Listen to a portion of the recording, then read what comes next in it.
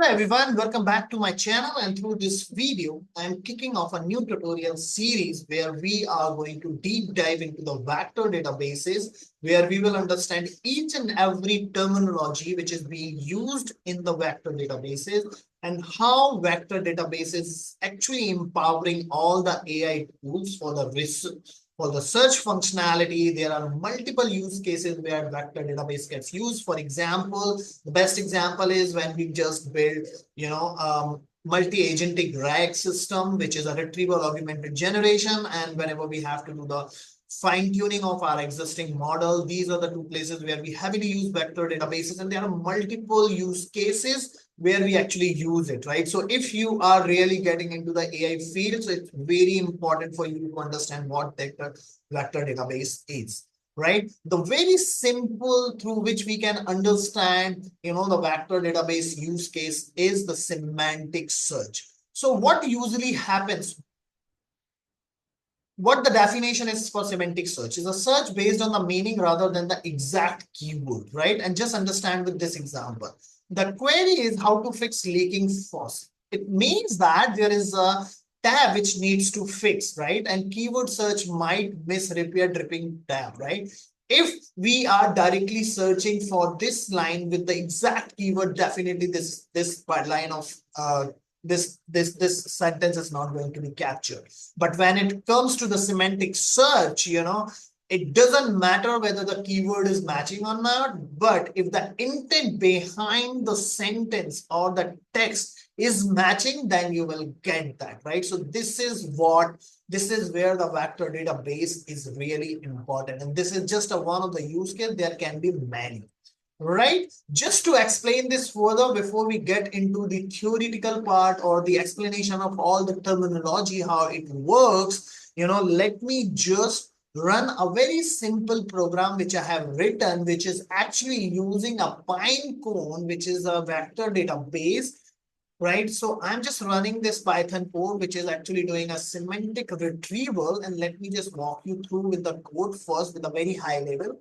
First, I am making a connection to the Pinecone, right? Just to have a client ready to just get connected. It is running on AWS in the region US East 1. This is, you no need to worry about this. This is we're gonna cover in our upcoming section where I will be telling you the how we can create each and every entity which actually gets used in the vector database. So first we are creating an index. Index, you can understand, like, we have a kind of a database where inside the index we have a namespaces, and then we have our data stored inside the namespace. But don't worry about all these things. First, we are creating an index, and then we are just creating an embedding. Embedding means whatever the data we have. So there are model through which what we do, we convert that text into the numbers, or not numbers exactly. It is a vector. It's a collection of numbers, so which is just a kind of list, which I'm just going to show you, right? So then we are creating embedding. And once we have the embedding created, then we are actually inserting that embedding into the index. And this is what happening in this piece of code. So you don't have to worry about all those codes, because all those codes we are going to write into the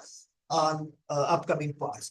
Once we have all the data stored in the index, then we are just trying to do the semantic search, right? So if you just look at the data, so there are 6 text sentences which we have, and all of them are related to Apple. But if you just see the first line here, the Apple word is being used as a fruit, whereas the second sentence, it is using for the Apple company, the tech company. Similarly, each and every statement, 3 statement, VAC 1, VAC 3, VAC 5, which is the ID, is actually indicating it is a fruit. But for VAC 2, VAC 4, and VAC 6, it is indicating if you are using an Apple as a word for search, then this is a tech company, right?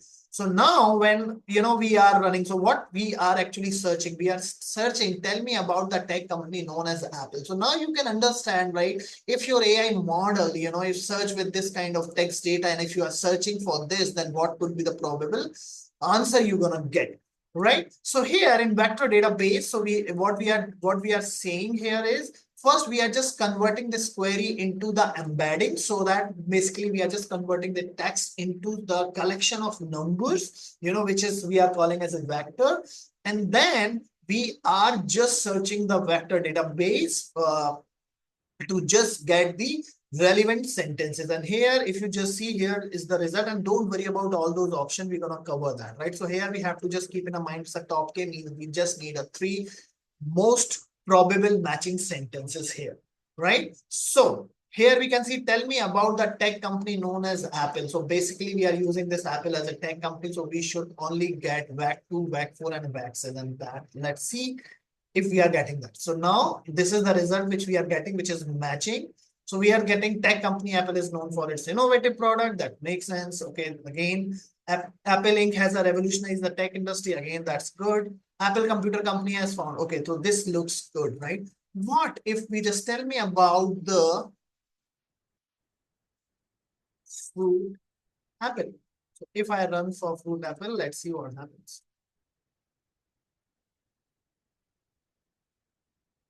And when I was telling about the embedding, this is what the embedding looks like, right? So whenever we have a text, embedding means we are converting that text into the collection of numbers, which can be represented on a high dimensional, high dimensional array, right? So don't worry about all those things.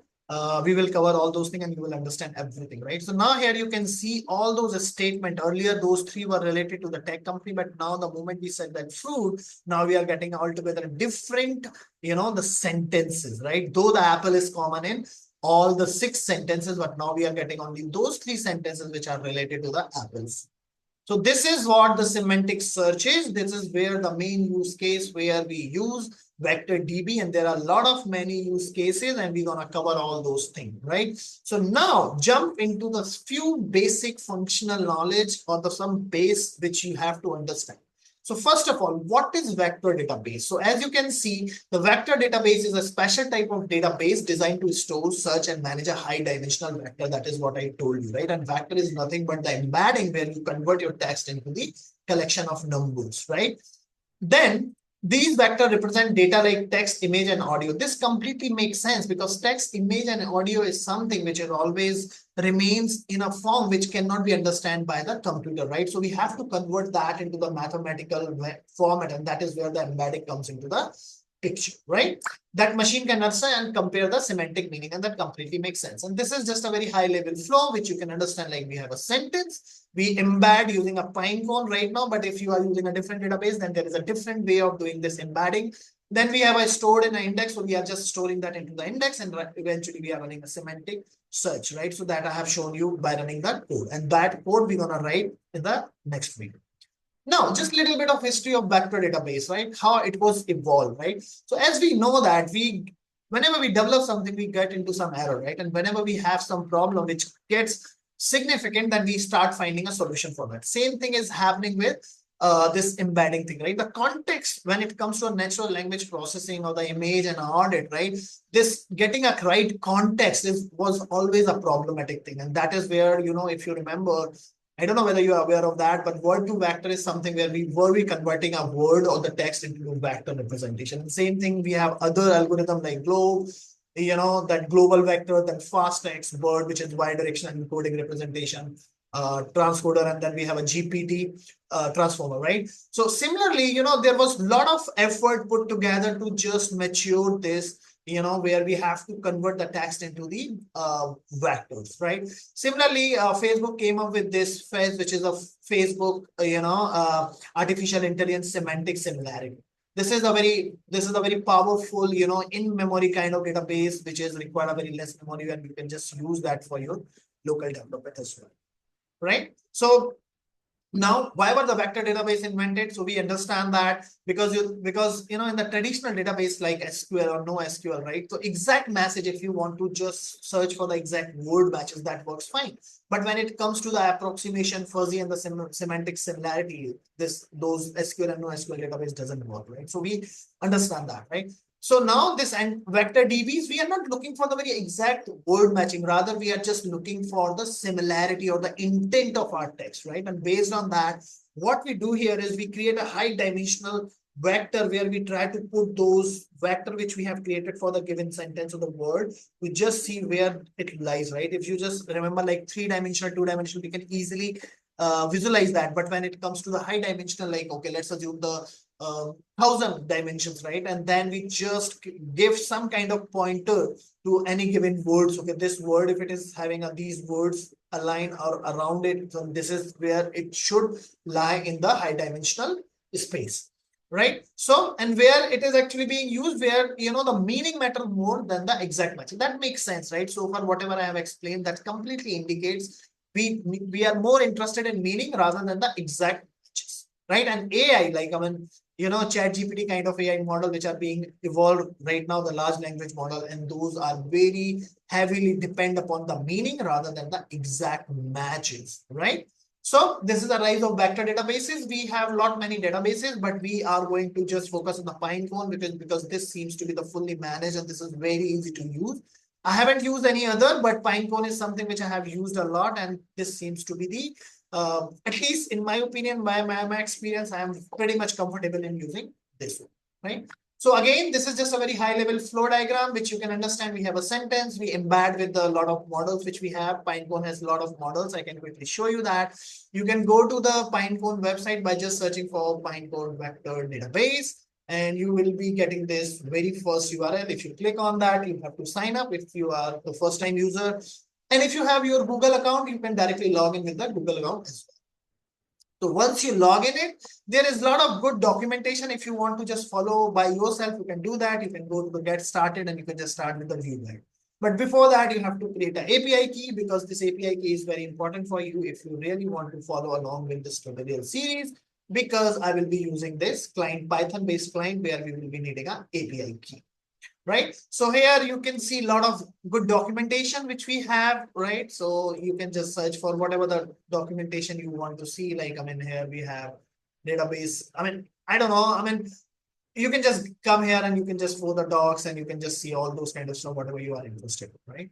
Now, the other thing is, if I come back to the theory part, now what is embedding, right? So now we understand what exactly the embedding is, but this is just a definition. Like, embedding is a numerical representation of data, usually a list of floating point number that capture the meaning of the feature of the data. And that, let me just quickly show you. What was our query, right? Which we wanted to ask, right? Our query was, tell me about the fruit apple, right? And this is my query where I created an embedding and I'm just printing that. So right before, just before our result, right, we can see this embedding. This is what the embedding looks like, right?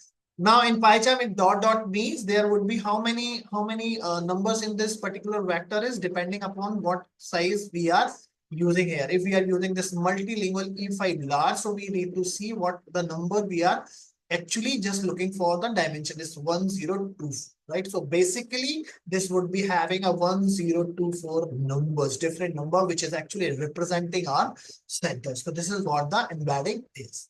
And there are many, many more models, right? If you just come here, you can see all those models. Like here, if you just go to the docs, here we have a lot of models which you can use for embedding, right? So there is a model, and it's completely depend like what kind of dimension you want to use, and then you can just see. Okay, cool. Now coming back to the theory, what is semantic search? We understood that it's search based on the meaning rather than the exact keyword, right? Now, some of the basic terminology so that you will understand what we are talking about, right? So it's just a collection which I did, like vector. What is vector? A list of number representing some data, which we are calling as embedding. Embedding, the result of a converting text, image, and audio into the vector. So we convert. So vector is nothing but the list of numbers, and now we are converting our text, image, audio into the vector depending upon the what kind of dimension we are actually looking for. Vector similarity is really the score representing how close two vectors are. So vector similarity means you have a two vectors, right? There is a possibility that, okay, let's assume that you have 1024 and only 1000, numbers are matching. And then we have, another data point where, the 900 something is matching, right? So this is how, the similarity happens. Like it will just take the maximum two vectors which are just matching with the rest of the other vectors, right? Similarly, index as I mentioned, it's a high level, entity, a structure in which the vector DB that enables fast search for the similar vectors, right? This is what we have done through the code where we created an index first and then created an embedding and then store inside the index within a namespace. Now, namespace is a logical group inside the database, right? So its namespace actually comes here in the context of vector database in the index, right? So if you just come here, you can, I think there should be a place where you can understand what's the namespace is. Let me ask for that. Namespace. Okay, describe a namespace. Um, I'll just share that because there is a very good representation on namespace where it says first you have an index and then you can have a namespace. So a namespace is just a logical entity inside the index. And then absurd query is pretty much like the operation to insert or update a vector. So basically you are going to run this absurd. Let me just show you through the code. We are actually creating a vector and then we are absurding it, right? And we are absurding into the NS2. So basically what it does is if this namespace is not there, it's going to create that namespace, right? So this is what generally absurd happens in a relational database as well, right? Then the query is again where we have to do the vector similarity. We have for the statement where we have to do the vector similarity like I did for the apple fruit and the apple company, right? Okay. Next, the metadata is extract information you store alongside each vector. So these are just additional information. If I just talk about this here, if you can see here, we have this metadata ID and the values, which is the actual values. And then we have this metadata where we can put all the information which we need, like title, whatever is the standard, right? Dimension is the length of a vector where what we need, and that is completely dependent upon the different model. And dimension is something where actually you have to look for like what kind of model you need to use. We will talk about that in a more detail. Distance matrix is very important because there are cosine, dot product, and Euclidean. So here I use a cosine. Let me just see what kind of metric I have used here. I have used metric as a cosine. You can use .NET, and we are going to talk about all those options in a great detail in a serverless spec is very specific to the Pinecone. It just tells us, okay, now we are going to just create the index on a serverless. So we don't need to worry about all those things because this is something which is infrastructure related for the Pinecone because we are actually just doing every operation on a cloud. So don't need to worry about that for now, right? And we have already seen some examples, some use cases. You know, you have thousands of PDF reports and you want to search by meaning, not keywords, right? So this just simply says, okay, extract text from each PDF, use OpenAI to create an embedding for each paragraph. And this model can be anyone, any model from the list, which I just showed you from this model list, right? OpenAI one or whatever you want, right? And then store the embedding in a Pinecone the way I have just coded.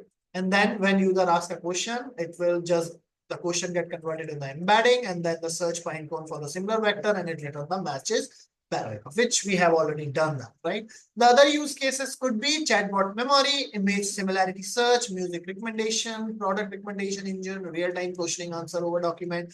And you know, whenever we do the fine tuning or whenever we just build the agentic RAG system, we always use the vector, right?